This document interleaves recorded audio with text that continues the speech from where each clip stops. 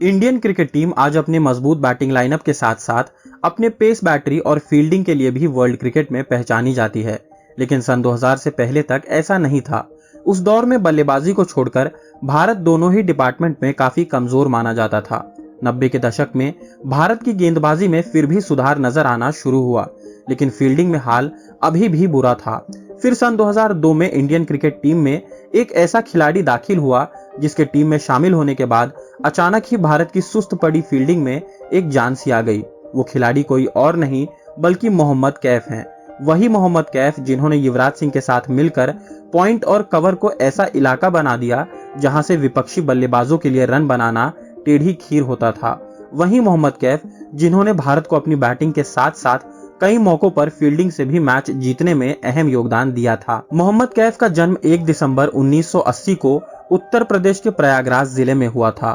उनके पिता का नाम मोहम्मद तारिफ अंसारी और उनके बड़े भाई का नाम मोहम्मद सैफ है। एक मध्यम वर्गीय परिवार में जन्मे कैफ के घर में बचपन से ही क्रिकेट का माहौल था। उनके पिता और उनके बड़े भाई भी क्रिकेटर हुआ करते थे, लेकिन इन दोनों ही लोगों का क्रिकेट करियर रणजी मैचों तक ही सिमट कर रह गया। अपने पिता और बड़े भाई को क्रिकेट खेलते देख बड़े हुए कैफ ने भी छोटी उम्र से ही क्रिकेट खेलना शुरू कर दिया था। प्रयागराज के मेवालाल अयोध्या प्रसाद इंटरमीडिएट कॉलेज सोनाव से 12वीं तक की शिक्षा प्राप्त करने के बाद कैफ ने पढ़ाई छोड़ दी और फिर वो पूरी तरह से क्रिकेट की दुनिया में रच बस गए। अपनी क्रिकेट को बेहतर करने के लिए कैफ कानपुर के ग्रीन पार्क स्टेडियम पहुंचे। यहाँ आने के बाद कैफ का स्ट्रगल शुरू हुआ। शुरुआत के 2 साल कैफ के लिए काफी मुश्किल भरे थे। उस दौरान उन्हें उनके सीनियर क्रिकेटर्स ने काफी परेशान किया, लेकिन कैफ ने हार नहीं मानी। उनके साथ भले ही इतना सब कुछ घट रहा था, लेकिन इस सब को उन्होंने कभी अपने क्रिकेट पर हावी नहीं होने दिया और वो लगातार अपनी क्रिकेट पर मेहनत करते रहे। उस दौर को याद करते हुए कैफ ने अपने एक इंटरव्यू में बताया था, कानपुर के ग्रीन पार्क स्टेडियम में जब वो क्रिकेट की बारीकियां सीख रहे थे, उस वक्त जब उनके घर से चिट्ठी आती थी तो वो अपने पेरेंट्स को कभी अपनी परेशानी के बारे में नहीं बताते थे। वो जवाब में हमेशा यही लिखते थे कि वो बिल्कुल ठीक हैं। कैफ को ये झूठ इसलिए बोलना पड़ता था क्योंकि वो जानते थे कि उनकी स्थिति जानने के बाद उनके माता पिता को उनकी चिंता होगी। जल्द ही कैफ की मेहनत रंग लाई और उन्हें सन 2000 में श्रीलंका में खेले जाने वाले अंडर 19 वर्ल्ड कप के लिए इंडियन टीम में शामिल कर लिया गया। कैफ के अलावा युवराज सिंह, वेणुगोपाल राव, रितेंद्र सिंह सोढ़ी और अजय रात्रा जैसे खिलाड़ी भी इस टीम का हिस्सा थे। कैफ को इस टीम का कप्तान बनाया गया और उनकी कप्तानी में भारत पहली बार अंडर 19 विश्व कप जीतने में सफल हुआ। उस अंडर 19 वर्ल्ड कप के बारे में कैफ ने कहा था कि सेमीफाइनल में ऑस्ट्रेलिया जैसी मजबूत टीम जिसमें Michael Clarke, Shane Watson, Nathan Hauritz, Mitchell Johnson और शॉन मार्श जैसे खिलाड़ी शामिल थे, उसे हराना उनके लिए बतौर कप्तान एक बड़ी उपलब्धि थी। अपनी टीम को अंडर 19 वर्ल्ड कप में चैंपियन बनाने के बाद कैफ को मार्च 2000 में भारत की टेस्ट टीम में शामिल कर लिया गया। साउथ अफ्रीका के खिलाफ बेंगलोर में खेले गए दूसरे टेस्ट मैच से कैफ ने अपने टेस्ट करियर का पदार्पण किया। इस टेस्ट मैच में कैफ ने भारत की पहली इनिंग में 12 और दूसरी इनिंग में 23 रन बनाया।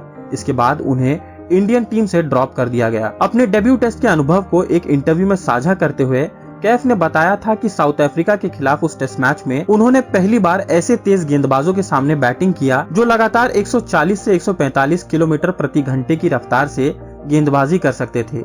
Elon Donald, Lance Klusener, Jacques Kallis, Shaun Pollock और नैंटी हेवर्ट जैसे तेज गेंदबाजों को खेलने के बाद कैफ को यह महसूस हुआ कि वो फिलहाल इंटरनेशनल क्रिकेट के लिए तैयार नहीं है। कैफ ने अपने इंटरनेशनल करियर की सबसे यादगार पारी सन 2002 में इंग्लैंड के खिलाफ नेटवर्क ट्रॉफी के फाइनल मैच में खेली थी। उस फाइनल मैच में मेजबान इंग्लैंड ने पहले बल्लेबाजी करते हुए स्कोरबोर्ड पर 325 रन का विशाल टारगेट भारत के सामने रखा। उस दौर में ऐसे टारगेट को चेस करना काफी मुश्किल माना जाता था, लेकिन सौरव गांगुली और वीरेंद्र सहवाग की जोड़ी ने जिस तरह की शुरुआत भारत को दिलाई, उसे देखकर ऐसा लगने लगा था कि भारत को 325 रन के टारगेट को चेस करने में ज्यादा मुश्किल नहीं होगी। लेकिन जब 106 रन के स्कोर पर गांगुली 43 गेंदों पर 60 रन की धुआंधार पारी खेलकर आउट हुए, उसके बाद भारत की बैटिंग लाइनअप ताश के पत्तों की तरह ढह गई। गांगुली के आउट होने के बाद भारत ने अपने अगले 4 विकेट महज 40 रन के अंदर गंवा दिया। अब हार का साया भारत के ऊपर मंडरा रहा था। 146 के स्कोर पर भारत की आधी टीम पवेलियन जा चुकी थी। अब क्रीज पर युवराज सिंह और मोहम्मद कैफ के रूप में 2 नए बल्लेबाज मौजूद थे। कैफ ने युवराज सिंह के साथ मिलकर सूझबूझ से बल्लेबाजी करते हुए छठे विकेट के लिए 121 रन जोड़कर भारत के मैच में वापसी करवाई। 267 के स्कोर पर युवराज 69 रन बनाकर आउट हो गए भारत को अभी भी जीत के लिए 59 रन की दरकार थी। कैफ ने ये रन पुछल्ले बल्लेबाजों के साथ मिलकर बना दिया। आखिरी रन पूरा करने के बाद कैफ और जहीर मैदान पर खुशी से कूदने लगे। कैफ को उनके नाबाद 87 रन की पारी के लिए मैन ऑफ द मैच के अवार्ड से नवाजा गया था। इस मैच को कैफ की मैच जिताऊ पारी के अलावा लॉर्ड्स की बालकनी पर सौरव गांगुली के टी शर्ट लहराने के लिए भी याद किया जाता है। इस मैच के बारे में बात करते हुए कैफ ने बताया था कि उनकी उस इनिंग के दौरान इंग्लैंड के खिलाड़ियों ने उन्हें बैटिंग के दौरान काफी तंग किया था।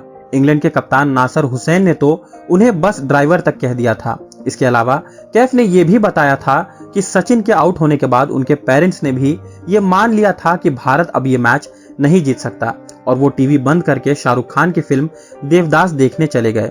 बाद में जब भारत मैच जीता तब उनके मोहल्ले के लोग उनके घर के बाहर आकर इकट्ठा हो गए थे। इस पारी के बाद कैफ की जगह भारत की वनडे टीम में पक्की हो गई।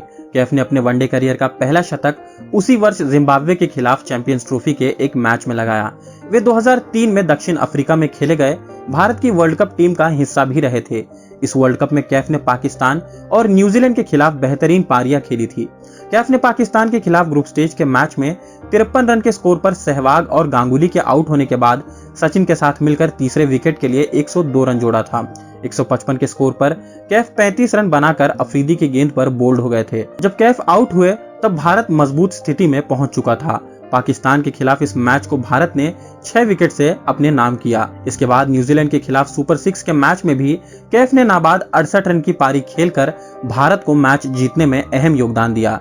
कैफ की इस पारी का जिक्र इसलिए जरूरी है क्योंकि 146 रन का पीछा करने उतरी भारतीय टीम ने महज 21 रन के स्कोर पर अपने 3 प्रमुख बल्लेबाजों का विकेट गंवा दिया था। इसके बाद कैफ ने द्रविड़ के साथ मिलकर भारत को बिना कोई विकेट खोए 7 विकेट से मैच जिता दिया। इस वर्ल्ड कप में कैफ को इंग्लैंड के सलामी बल्लेबाज निक नाइट को रन आउट करने के लिए भी याद किया जाता है। 2004 में पाकिस्तान के खिलाफ लाहौर में खेले गए चौथे वनडे मैच में कैफ ने सीरीज में 2-1 से पिछड़ रही भारतीय टीम को एक बार फिर मैच जीतने में अहम योगदान दिया था।